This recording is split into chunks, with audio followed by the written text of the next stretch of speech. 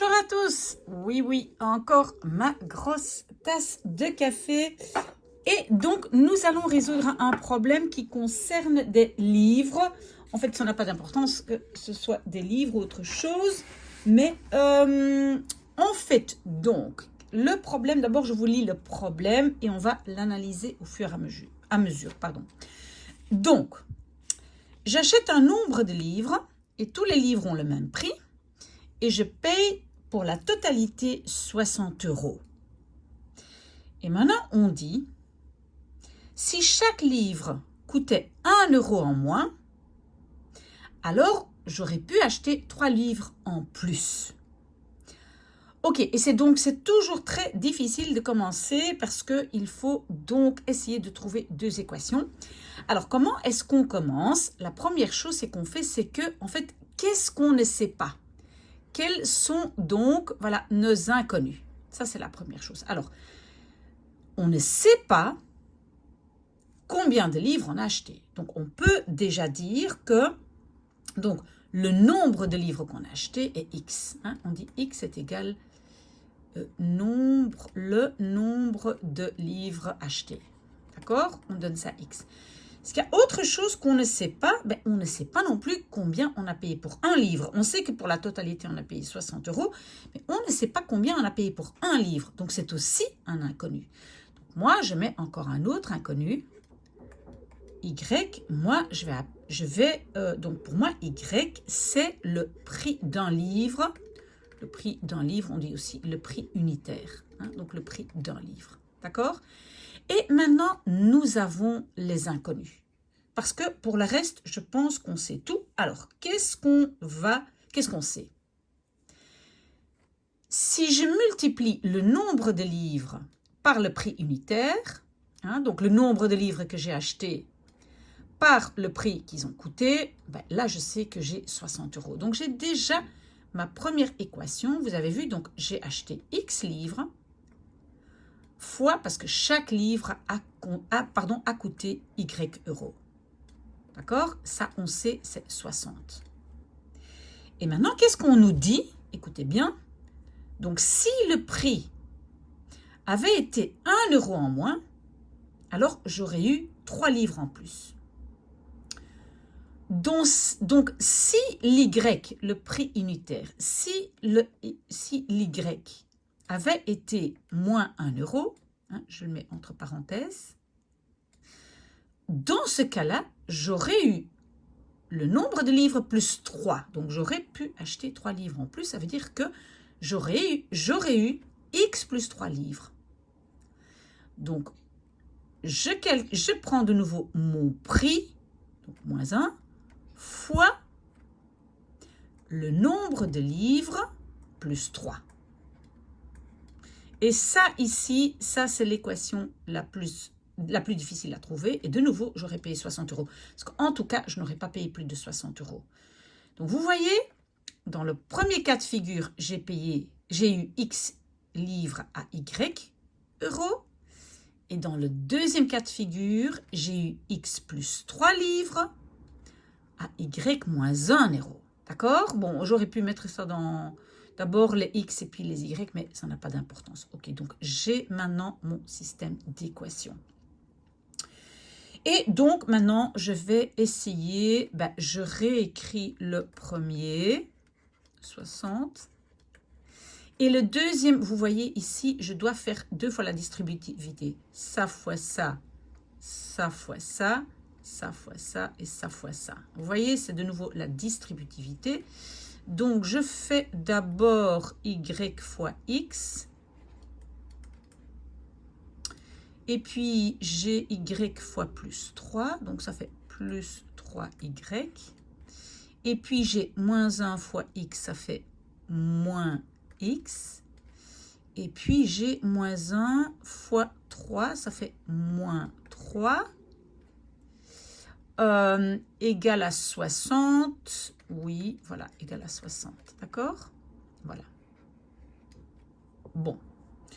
Une chose que moi, je vais déjà faire, c'est que je vois que X fois Y est 60. Et ici, j'ai X fois Y, parce que X fois Y ou Y fois X, c'est la même chose. Donc, moi, je vais déjà remplacer ça par 60. Et je vais mettre ce 60 de l'autre côté. Et vous allez voir que déjà, il va disparaître. Je vais continuer ici à côté. Donc, première équation, ça reste. Et la deuxième équation, c'est 60 plus 3y moins x moins 3. Et puis, c'est moins 60 est égal à 0. D'accord? Donc, je vois déjà que le 60 et le moins 60 ici, ils disparaissent. Voilà, je mets ici. Voilà, OK. D'accord? OK. Maintenant, qu'est-ce que je vais faire ici? Je vais donc isoler, je vais dire qu'est-ce que je vais isoler ici? Ben, je vais isoler le x. Comme ça, je peux le remplacer ici dans l'autre équation. Et on appelle ça substitution. Donc, j'isole 1. Mais n'importe, vous isolez les x ou l'y, vous faites comme vous voulez. Moi, maintenant, donc, je vais dire x est égal à 60 divisé par y. Vous avez vu? J'ai mis les y ici en dessous. Donc, mon nouveau système, c'est x égale à 60 divisé par y. Et dans ma deuxième équation ici, je vais remplacer donc ce x-là par justement ça. D'accord? Je peux le faire, x égale à ça. D'accord? Donc, ma deuxième équation va être, qu'est-ce qui me reste là? Donc, j'ai ici plus 3y. Et j'ai moins, et puis je remplace ça par le x, donc 60 divisé par y. OK, donc là, j'ai remplacé. Et maintenant, j'ai moins, oula, moins 3, ça c'est rien ici, moins 3 égale à 0. Voilà, vous voyez? OK, et je continue. Maintenant, regardez, je n'aime pas avoir un inconnu ici en dessous. Donc, pour que l'inconnu ici parte, si je multiplie tout par y, tout par y, alors si je multiplie ça aussi, l'y va tomber, d'accord? Bon, je vais le faire comme ça, vous voyez. Donc, x est égal à 60 divisé par y. Et ici, donc, je vais multiplier tout par y. Donc, ici, je multiplie par y. Ici, je multiplie par y. Et ici, je multiplie par y. Vous avez vu? Et donc, vous avez vu, pardon, et alors vous voyez que ça et ça, voilà. Donc, je n'ai plus d'inconnu en dessous dans ma fraction parce que je n'aime pas ça. OK, alors, oui, donc ici, toujours x égale à 60 divisé par y. Et ici, donc, je mets ça dans le bon ordre. 3 fois y au carré. Je mets d'abord l'y moins 60. Vous avez vu pourquoi je fais ça? Parce que maintenant, on va de nouveau résoudre une équation au carré. Et souvenez-vous, ben, je vais écrire ma formule ici. Mais souvenez-vous, ça va être le A. Ça va être le B. Et ça va être le C. D'accord? Et normalement, vous connaissez cette formule depuis l'année passée, mais je vais quand même l'écrire ici encore une fois. Donc, mon inconnu, normalement, vous écrivez x est égal à, mais bon, ici, mon inconnu s'appelle y, ça n'a aucune importance, est égal à, attention, moins b, plus ou moins la racine carrée de b au carré moins 4 fois ac, divisé par 2a. Cette formule, absolument la connaître. OK, et donc, cette formule, on va l'appliquer ici. Je connais A, B et C, donc je vais juste simplement appliquer. Est-ce que j'ai encore de la place ici? Oui, donc je vais écrire Y est égal à moins B. Donc, B est moins 3, donc moins B est 3. Moins, moins, ça fait plus. Donc, 3 plus ou moins la racine carrée de b au carré, donc c'est 3, enfin moins 3 au carré, c'est 9, moins 4 fois A est 3, vous voyez ici, fois C est moins 60. Voilà, hop. Et divisé par 2. A était 3, donc 2 fois 3, ça fait 6. Ok. Très bien. Alors, donc je vais prendre une fois plus et une fois moins. Ok. Bon, écoutez, ce que moi je vais d'abord faire, donc je vais calculer ici en dessous de ma racine carrée. Donc, en fait, j'ai moins, ça fait plus 60 fois 12.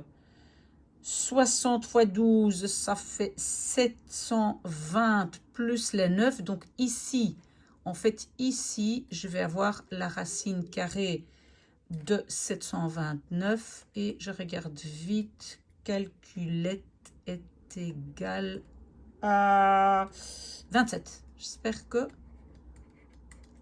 c'est correct. Ok, sinon vous vérifiez. Hein. Donc maintenant, j'ai déjà ce qu'il y a en dessous de ma racine carrée. Et donc, ça veut dire que je prends une fois 3 plus ce qu'il y avait en dessous de ma racine carrée, 27, divisé par 6. Et je prends une fois 3 moins 27 divisé par 6. Ok. Ici, 3 plus 27, c'est égal à 30 divisé par 6, ça fait 5.